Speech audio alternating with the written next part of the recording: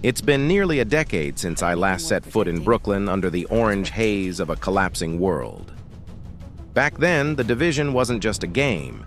It was a promise that chaos could be contained, that order could be rebuilt. But time doesn't heal in this world. It erodes. And now, as I answer a distress call that drags me back to square one, something feels off. There's no fanfare, no heroes welcome, just the smell of smoke, the crunch of glass underfoot, and the ghosts of agents who didn't make it. Massive Entertainment's Battle for Brooklyn DLC doesn't ask you to save the world. It dares you to revisit the wreckage of your past. And, in doing so, it pokes at something deeper, something uneasy. What if returning home only reminds you how far you've fallen? This isn't a victory lap.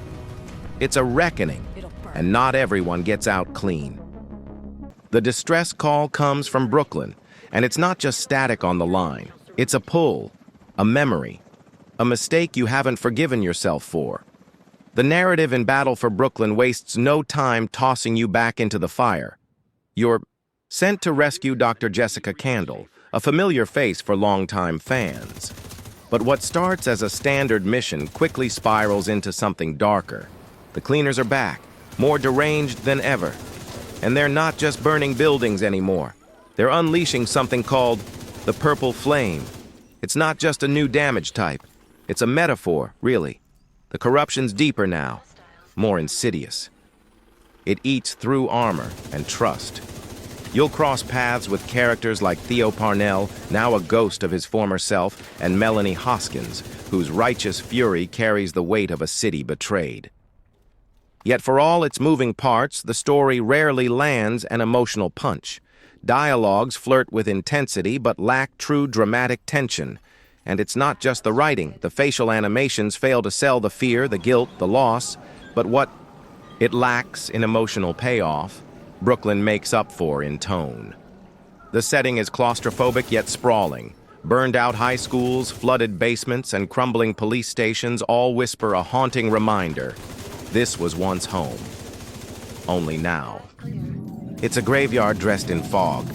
The moment your boots hit Brooklyn asphalt, the familiar rhythm kicks in. Scan, cover, engage, push.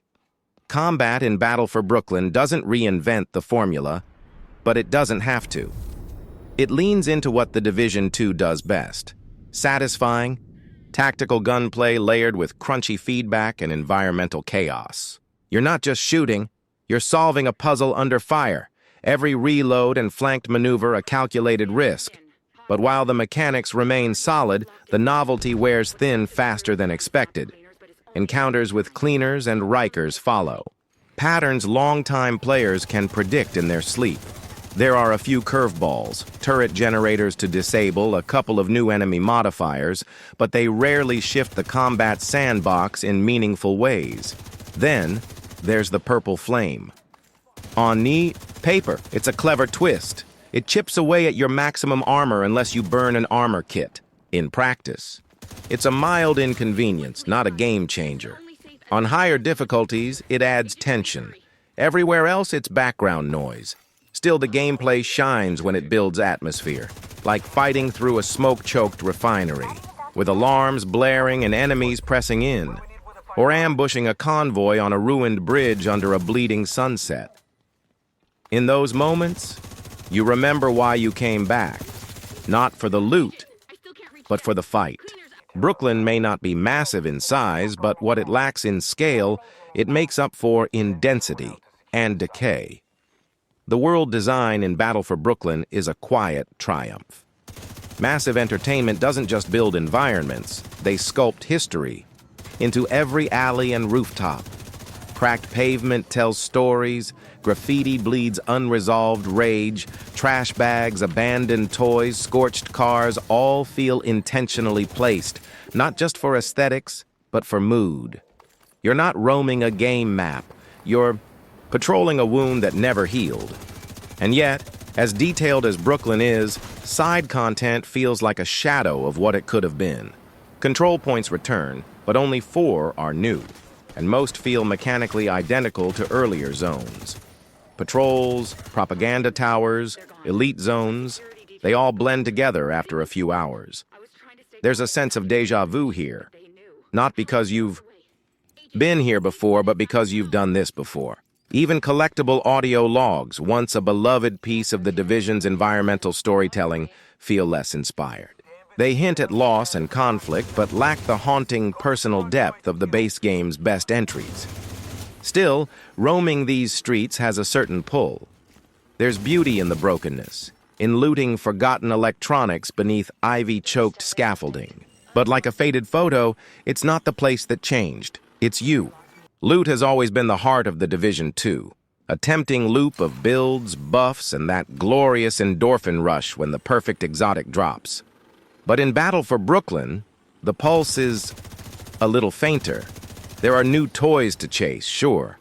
The measured assembly gear set introduces interesting potential for coordinated squads, rewarding players who lean into cover mechanics and team synergy. And the new Finance armament brand set nudges pistol builds into relevance by boosting threat, generation, and sidearm damage. Sounds exciting, on paper, but for solo players, much of it feels irrelevant. Why swap out a perfectly tuned Crusader Shield drone combo for something that asks more coordination and gives little in return? Why tinker with new sets when your current build steamrolls most content?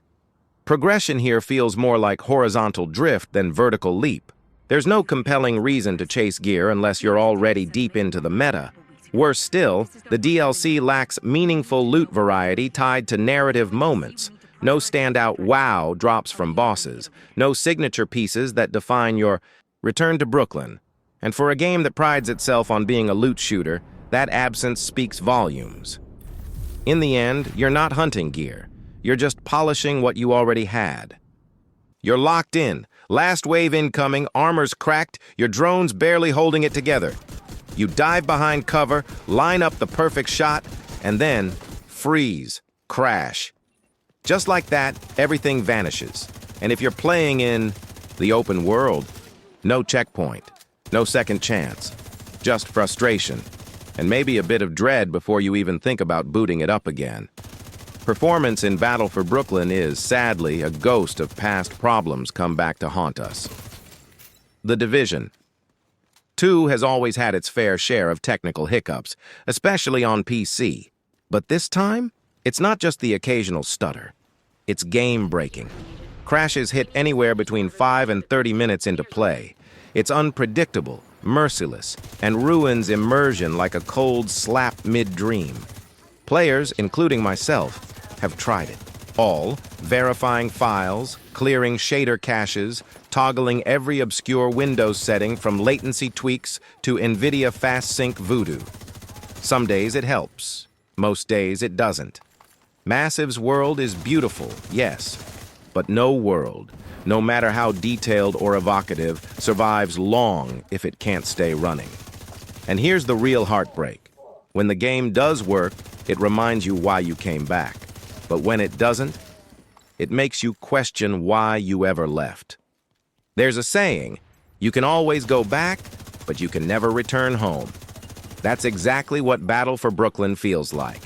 A return not to what was, but to what remains. This DLC doesn't try to revolutionize the Division 2, and honestly, it doesn't pretend to. What it offers is a slice of familiar combat, a handful of story missions, and a chance to re-engage with a world that once defined the urban apocalypse genre. It's comfortable, it's competent, but it's also cautious, sometimes to a fault. The storytelling dances with nostalgia but never grips your heart. The gameplay stays solid but rarely surprises. The new loot lacks impact unless you're deep into the build meta, and the technical issues, especially the crashes, are impossible to ignore. And yet, there's a strange warmth to it all. Like walking through a burnt-down neighborhood you grew up in. The buildings may be cracked, the streets may be empty, but the echoes of who you were, they're still there. Battle for Brooklyn isn't groundbreaking. It's not even a must-play. But for those who've walked these streets before, alone or with friends, it offers a moment, a reminder, and sometimes that's all we really need. So, tell me, what does Brooklyn mean to you? Drop your story below. Let's remember together.